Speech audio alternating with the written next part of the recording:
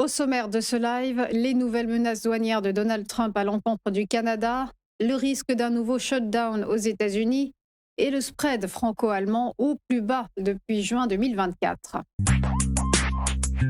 On commence par les temps forts de l'actualité et ce chiffre 100% de surtaxe. C'est la nouvelle menace douanière de Donald Trump contre le Canada.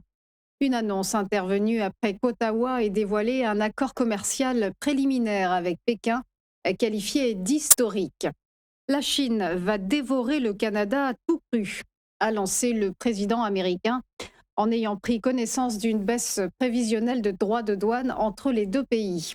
Si la menace américaine entrait en application, cela reviendrait donc à doubler le prix des produits canadiens franchissant la frontière des États-Unis. Cette sortie de Donald Trump contre son voisin du Nord est une nouvelle attaque contre l'une de ses principales cibles commerciales. En effet, Washington avait déjà suggéré voici quelques mois de faire du Canada le 51e État américain. La semaine dernière, Trump avait été échaudé par un discours de Mark Carney au Forum économique de Davos, le Premier ministre canadien ayant appelé les puissances moyennes à s'unir pour faire face aux puissances hégémoniques. Réplique de la Maison-Blanche: si le Canada existe, c'est grâce aux États-Unis.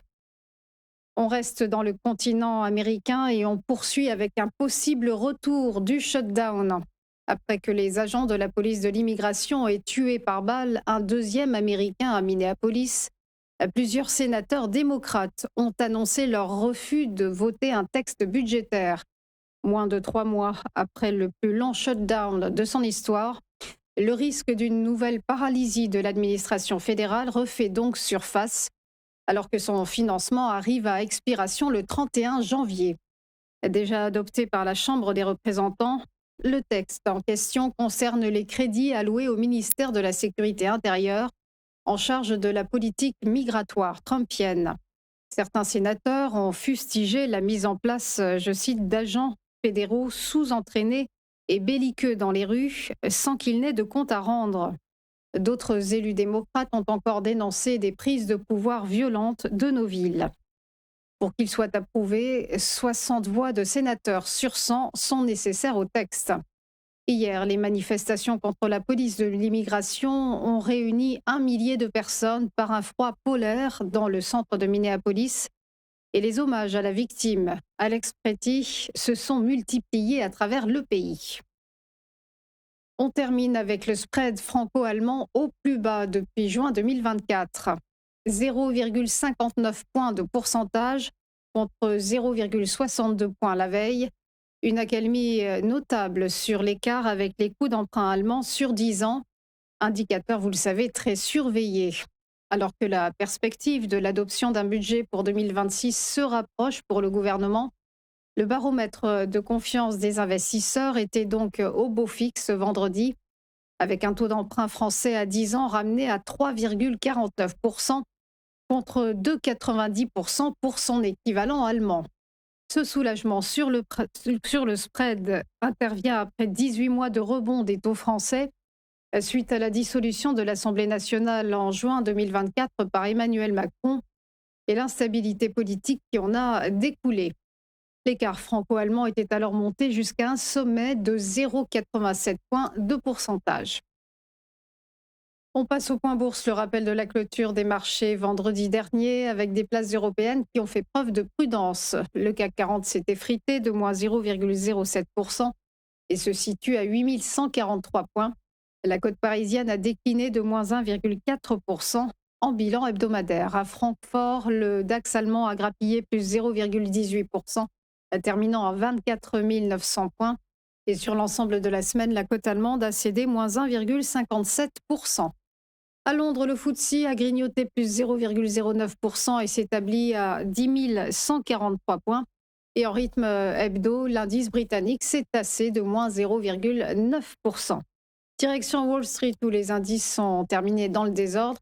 Le Dow Jones a rendu moins 0,58%, s'établissant à 49 098 points.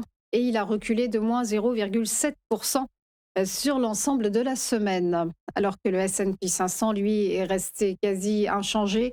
plus 0,03% à 6 915 points et il a fléchi de moins 0,35% sur sa performance hebdomadaire. Quant au Nasdaq Composite, il a gagné plus 0,28% et se situe à 23 501 points. Il est resté stable sur la semaine, moins 0,06%. Passons au prix du pétrole qui était orienté à la hausse la semaine écoulée. Le baril de Brent se négocie à 66,19 $ et a accéléré de plus 3,16% en hebdo. Et quant au cours du WTI, il s'est redressé de plus 3,15% sur la semaine et pointe à 61,29 $ Du côté des devises, l'euro s'affiche à 1,1826 $ face au billet vert et il s'est renforcé de 2,13% sur la semaine, à l'instar du câble GBP USD qui s'est étoffé de plus 2,22% sur cette même période. Faisons un rapide point sur l'or qui continue de briller à 5091 $ l'once ce matin. C'est un nouveau record atteint par le métal précieux. Et enfin, le Nikkei à la bourse de Tokyo ce matin a terminé en forte chute, moins 1,79%. Voilà pour les dernières infos. On va marquer une pause et se retrouver juste après une page de pub pour Chronocac et l'ouverture des cotations. À tout de suite.